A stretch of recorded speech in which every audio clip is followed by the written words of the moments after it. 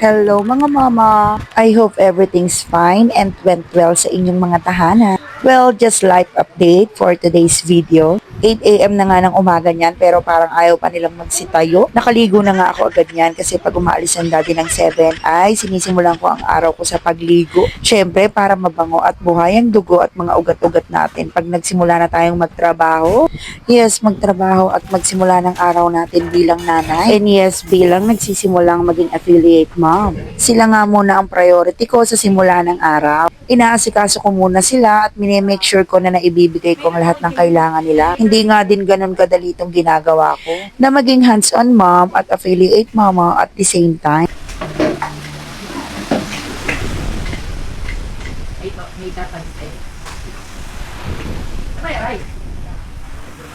You want star or coco? With the ketchup? With the ketchup? I want coco crunch. Is it this serving? Hindi.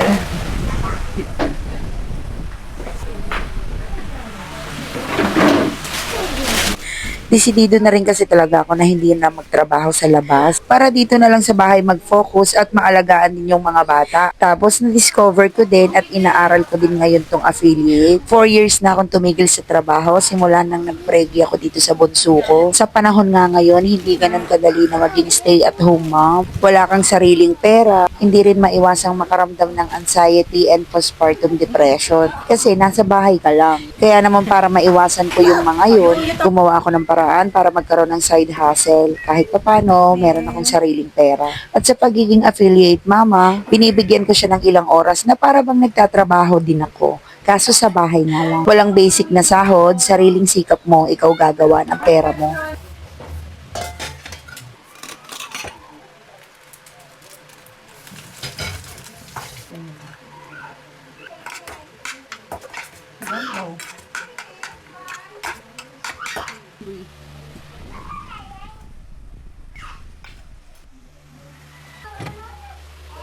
Sure. Honestly, masaya talaga ako sa ginagawa ko. Yung nandito lang sa bahay, nag-aalaga ng mga anak at nakikita ko silang lumalaki sa bawat pagdaan ng panahon. Mag-aasikaso ng almusal nila, tanghalian at hapunan. Naghihintay umuwi ang daddy dyan at asikasuhin siya habang nagpapahinga galing trabaho. Maraming nangangarap ng ganitong buhay, yung maging housewife ka lang.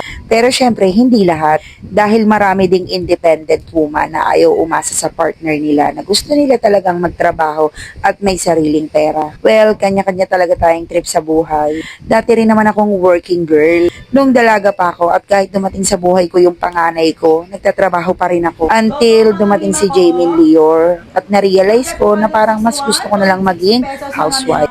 Kasi nakakapagod din talaga magtrabaho, aminin nyo. Gusto ko rin naman syempre na maging Disney princess. May 2 chikiting nga lang. Syempre, hindi din natatapos yung buhay ko. Kaya nga ngayong may idea na ako bilang affiliate mom, ay talagang ganap na ganap ako. Hindi pa man paldo ngayon kasi syempre nagsisimula pa lang ako. Pero consistency at sipagan lang. Pasasaan ba't papaldo din yan. Kaya sa mga gustong karirin yung pagiging affiliate mom, go lang. Walang pipigil sa iyo. Huwag kang titigil hanggat hindi ka magkabenta. Basta maging mabuting tao lang tayo. Salamat sa panonood.